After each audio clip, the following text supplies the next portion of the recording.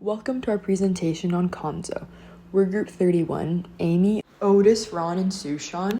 Komnzo is the language we've been working with throughout the term. In this video, we're each going to highlight different aspects of the language and give an overall sense of what makes it interesting to study. By the end of the video, you'll have a sense of how Komnzo sounds, how its sentences work, and how it expresses different kinds of meaning. We'll start with a brief overview of the language. Komnzo is a constructed language designed for linguistic research, but it behaves like a natural language in how its grammar and sound system are organized. Even though it's constructed, it was built to function like a real language, so studying it gives us a chance to apply the ideas from class to a system that behaves in predictable linguistic ways.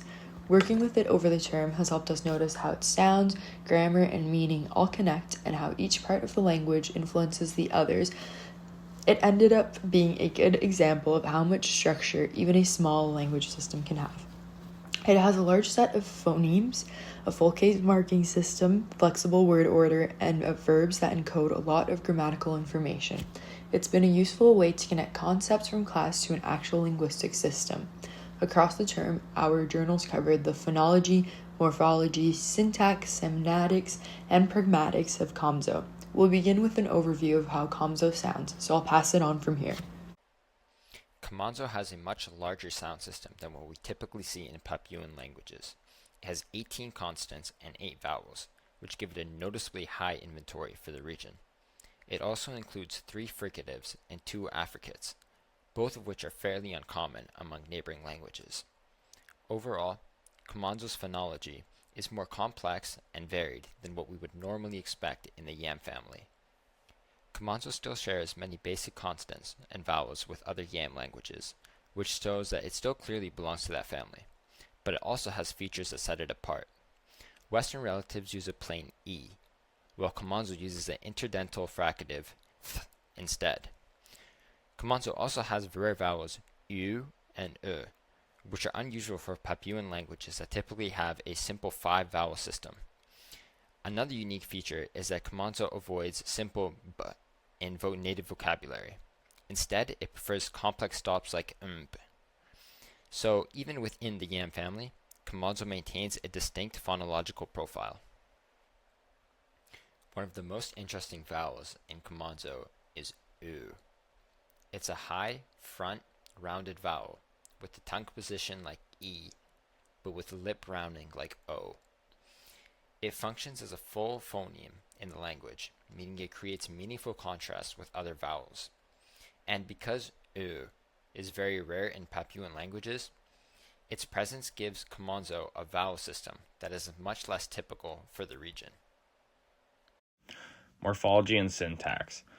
English relies more on sentence structure to convey meaning, where Komnzo leans on word morphology. Noun morphology. Komnzo nouns are more complex than English. They can be reduplicated, give information about gender, and mark particular cases, similar to what information prepositions provide in English. Verb morphology. Marks person, gender, valence, number, direction, and tense, making Komnzo verbs much more flexible than English. So SOV versus AUV flexibility and word order. So English has more strict rules regarding word order following SVO, which is usually subject, verb, object. Komnzo uses AUV, which is actor, undergoer, verb. This is similar to English SOV structure. However, AUV is more fitting since there is weak evidence for a subject category in Komnzo. The AUV structure is more flexible to change than English SOV because of all the possibilities Komnzo word morphology frees up. AUV words orders can still make sense when switched around, where SOV word orders do not. Subordinate clauses. While English uses conjunctions to connect ideas, Komnzo uses a diverse range of clause structures that are usually non-finite and use nominalized verbs in combination with case markers. Some Komnzo subclauses include adverbial clauses, complement clauses, conditional clauses, relative clauses, and direct speech clauses. In Komnzo, much of the work in semantics and pragmatics is carried through its system of focus particles, which help speakers highlight and interpret information in context.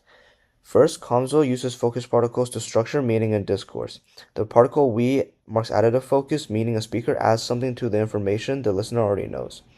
The particle Komnzo marks contrastive focus as a free particle that appears before the verb and means only. Komnzo also has a related enclitic enzo, which attaches to a noun phrase to mark only eggs.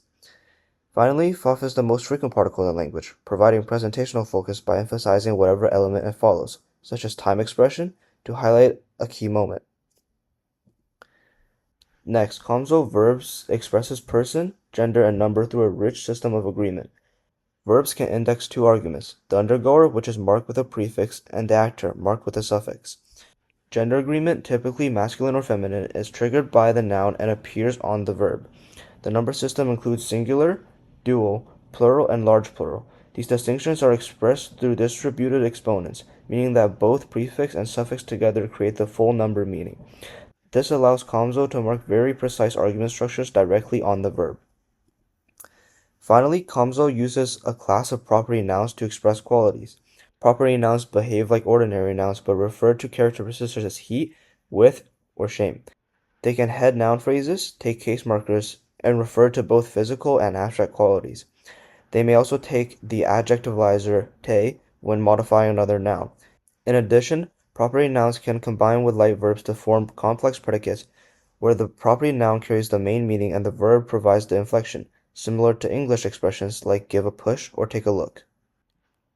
To wrap up, Komnzo shows how language can bring together a distinctive sound system and a structured approach to grammar and meaning. Looking at it across different features gives us a clear sense of how language works overall and why it's an interesting system to study. It also highlights how even a small, self-contained language system can reveal a lot about how languages are built and how their different parts interact.